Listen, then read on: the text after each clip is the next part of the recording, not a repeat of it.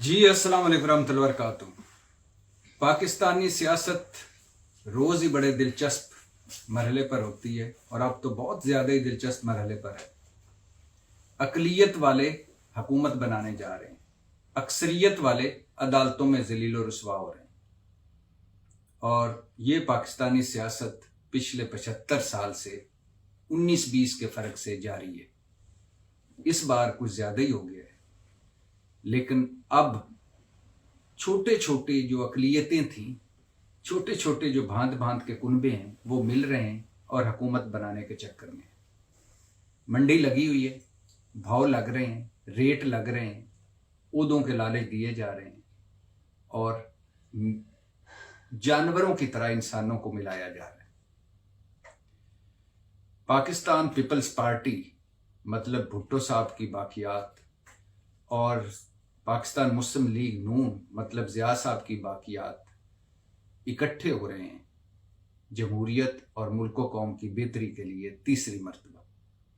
पहली मरतबा तब इकट्ठे हुए थे जब परवेज़ मुशर्रफ से यूसुफ रज़ा गिलानी की काबीना में मुस्लिम लीग नून और पीपल्स पार्टी के वुज़रा ने इकट्ठे हलफ उठाए और 17 दिन के करीब इकट्ठी हुकूमत की और फिर अलहदा हो गए। दूसरी मरतबा पीडीएम में इकट्ठे हुए और 16 महीने बदतरीन हुकूमत भुगताई और अब तीसरी मरतबा फिर इकट्ठे होने के खबरें सामने आ रही हैं। ऑप्शन 3 है, उन ऑप्शन पर मैं बात करता हूं, लेकिन फिर इकट्ठे हो रहे हैं और इस्लामाबाद में बड़ी बैठक होने जा रही है। मौलाना साहब होंगे, मुस्लिम लीग नून वाले होंगे, चौधरी शुजात होंगे, पीपल्स पार्टी वाले होंगे और बाकी हमनवा होंगे और फिर एक मरतबा पीडीएम 2 पीडीएम प्लस बनने जा रही है। डरा हुआ हूं कि पीडीएम प्लस हुकूमत बनाए, जाहिर है उनका हक है, लेकिन कारकर्दगी वैसी ना हो जैसी पीडीएम 1 की थी, शहबाज हुकूमत की थी। अब 3 ऑप्शंस पे एक बातचीत हो रही है। हतमी तौर पर अभी कोई चीज सामने नहीं आई, लेकिन 3 ऑप्शंस पे बात हो रही है।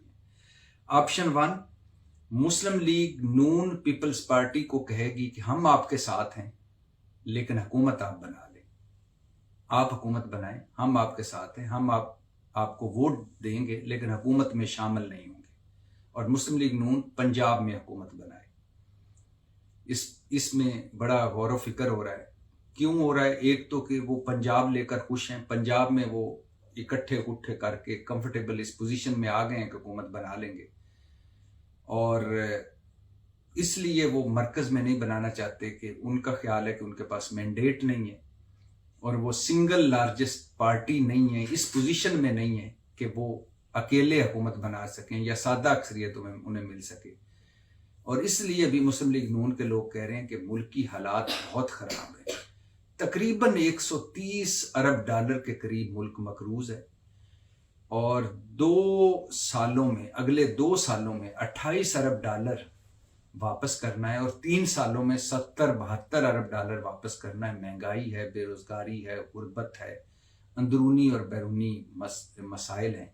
लिहाजा मुस्लिम लीग नून पीपल्स पार्टी के साथ मिलकर उनका ख्याल है कि वो ये मसाइल हल नहीं कर पाएंगे, लिहाजा पीपल्स पार्टी को कहें कि आप हुकूमत बना लें, हम आपका साथ तावन करेंगे।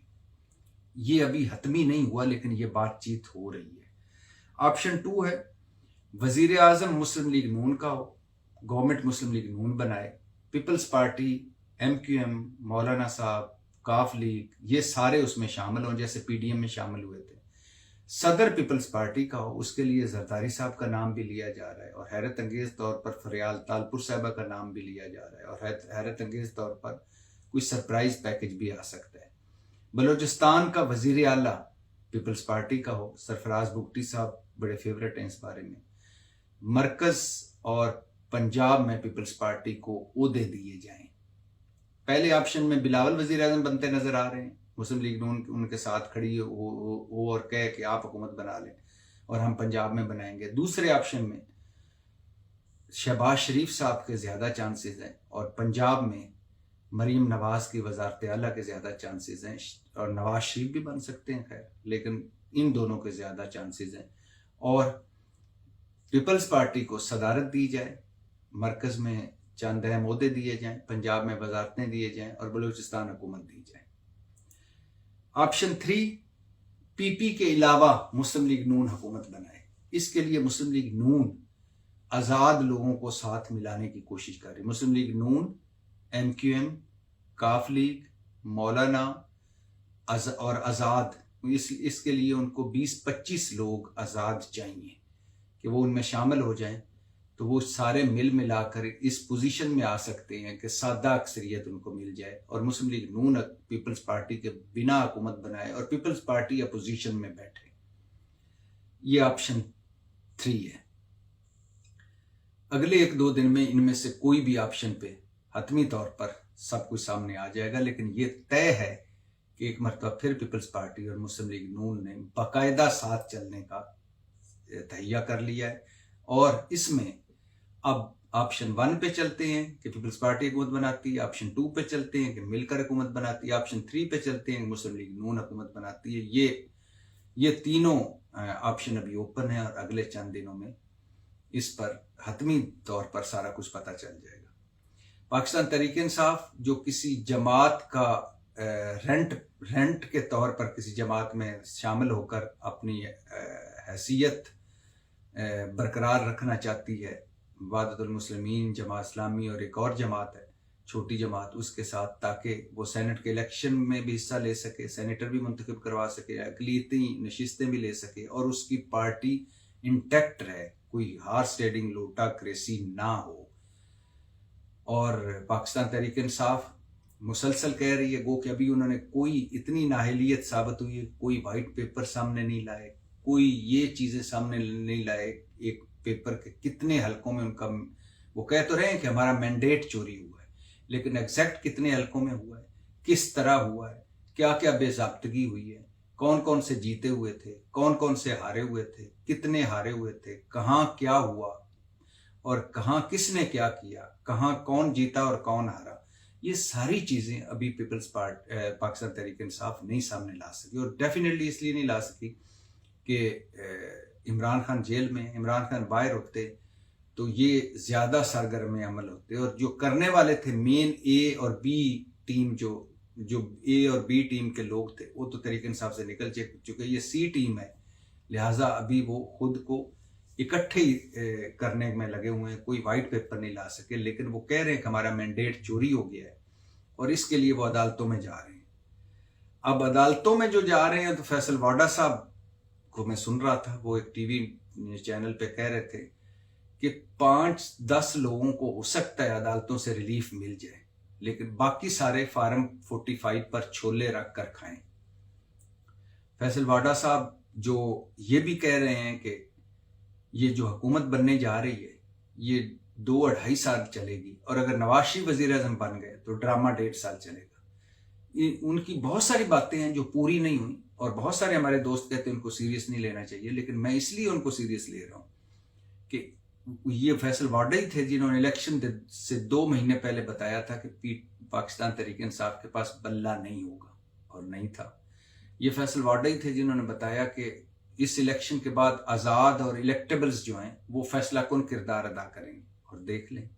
और ये फैसल वाडा ही थे जिन्होंने इलेक्शन से पहले बताया कि जरदारी साहब बड़े अहम हो जाएंगे इलेक्शन के बाद, और आप देखें पीपल्स पार्टी और किंग मेकर हो गए। इसलिए फैसल वाडा को मैं सीरियस ले रहा हूँ। और वो कह रहे हैं कि एक तो वो कह रहे हैं कि जो पाकिस्तान तहरीक इंसाफ जो कह रही है कि हमारा मैंडेट चोरी हुआ है, वरना हम सिंगल लार्जेस्ट पार्टी बनकर हुकूमत बना सकते थे मरकज़ में, और पंजाब में भी हम बड़ी पार्टी होते। तो वो कह रहे हैं कि जो अदालतों में जा रहे हैं 5-10 ही उनमें उनको रिलीफ मिलेगा, बाकी सारे फार्म 45 जो उनके पास हैं उन पे छोले रख के खाएं पिएं और मौजें उड़ाएं। और दूसरी बात ये है, वो कह रहे हैं कि ये जो हुकूमत बनने जा रही है मैक्सिमम 2.5 साल चलेगी, और अगर नवाज शरीफ वज़ीर-ए-आज़म बन गए तो ये ड्रामा 1.5 साल चलेगा।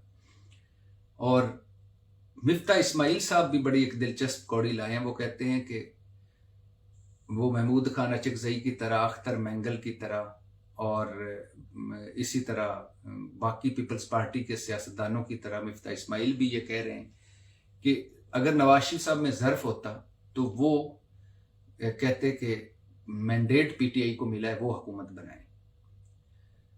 मिफ्ता इस्माइल साहब भूल गए हैं कि अभी चंद दिन पहले नवाज शरीफ साहब फरमा रहे थे कि 2013 में जब मैंने मौलाना साहब की और नाराज़गी मोल लेकर या उनकी मुखालफत मोल लेकर केपी में तहरीक इंसाफ को हुकूमत कहा था आप बना लें, वो मेरी गलती थी।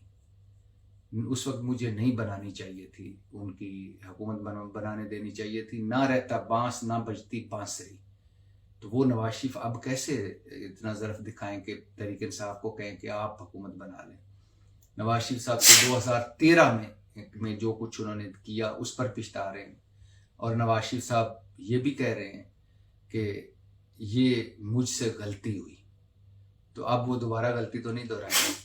और इसके साथ साथ ये भी बताता चलूँ कि खैर से जरदारी साहब इलेक्शन से 9 दिन जो पहले फरमा रहे थे कि अब भी इत्तेहाद मुस्लिम लीग नून के साथ नहीं हो सकता, और बिलावल भुट्टो मुसलसल इलेक्शन कैंपेन में कह रहे थे कि नून शेर तो चूहा निकला, मुस्लिम लीग का दूसरा नाम महंगाई लीग, नाकाम लीग, नवाज शरीफ को लाहौर में अंडे और टमाटर पड़ रहे हैं, शहबाज शरीफ तो अपनी कारकर्दगी से मुंह छुपाते फिर रहे हैं, और ये साबित हो गया कि लंदन में बैठकर हुकूमत नहीं चलाई जा सकती, और ये गलत है कि ये गलत कहना है कि हमने सियासत कुर्बान करके रियासत बचाई, ऐसी कोई बात नहीं है।